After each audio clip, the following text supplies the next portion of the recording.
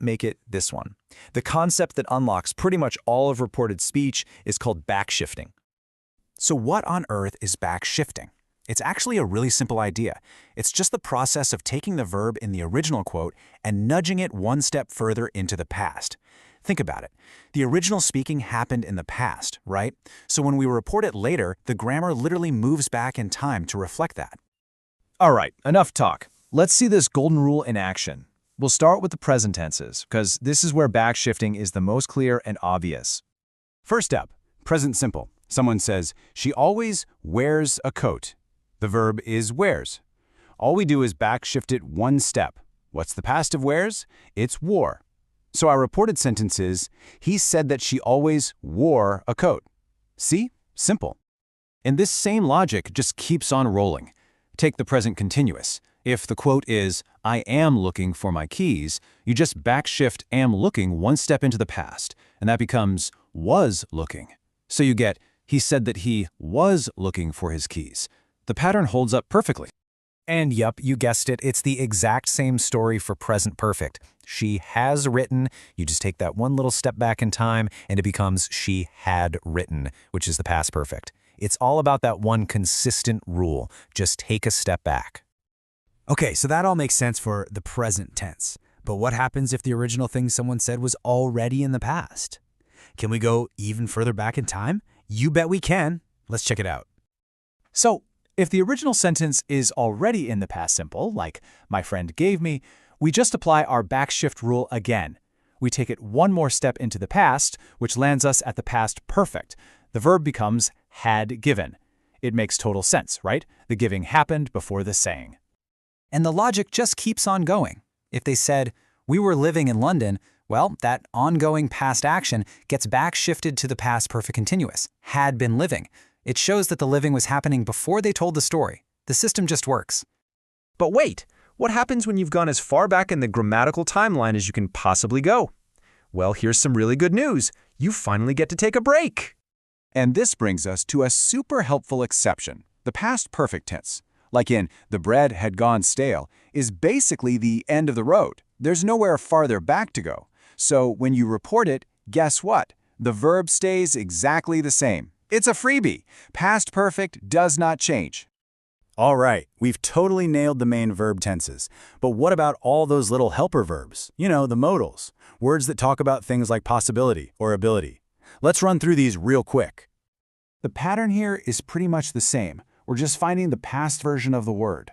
So will becomes would, can becomes could, may becomes might, and just like we saw with the past perfect, some of these, like should and might, are kind of already in their past form, so they don't change at all. All the rules on our chart. We've got to get on the same page with two key ideas. Let's just lay that foundation right now. This is super straightforward.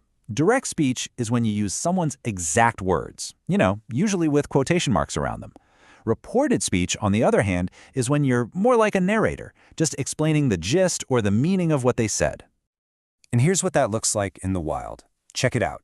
"I will call you" becomes "she said she would call me." Did you see that? The pronouns shift from I and you to she and me, and this is the big one, the verb changes from will to would. This little switch is the core concept we're about to get really good at. All right, first up, the most common way we talk about the future, which is the future simple tense. Yep, this is your classic will, and its kind of formal cousin, shall. So, here's our first and honestly most important rule.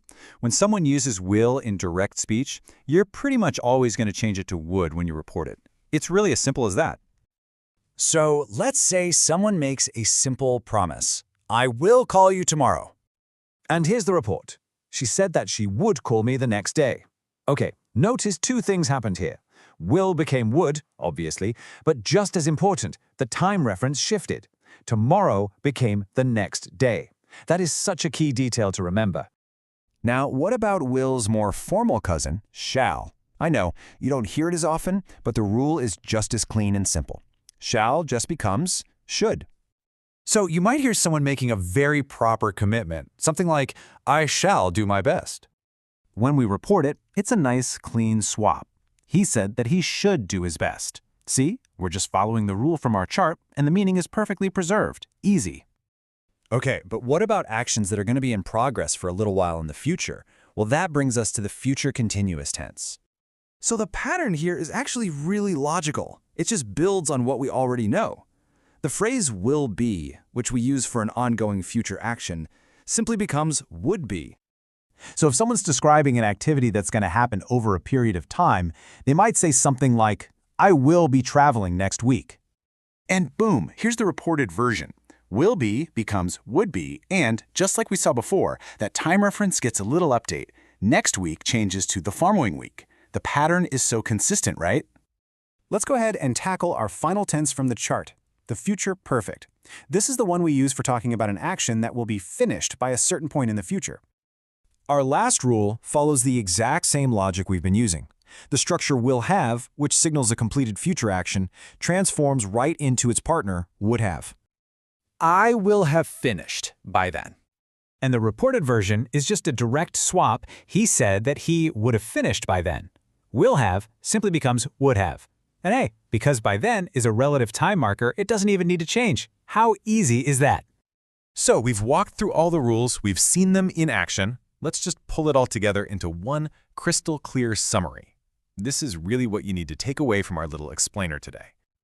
Honestly, it all just boils down to these key swaps. Will becomes would, shall becomes should, will be becomes would be, and will have becomes would have. If you can remember these 4 pairs and just keep an eye out for those time words like tomorrow,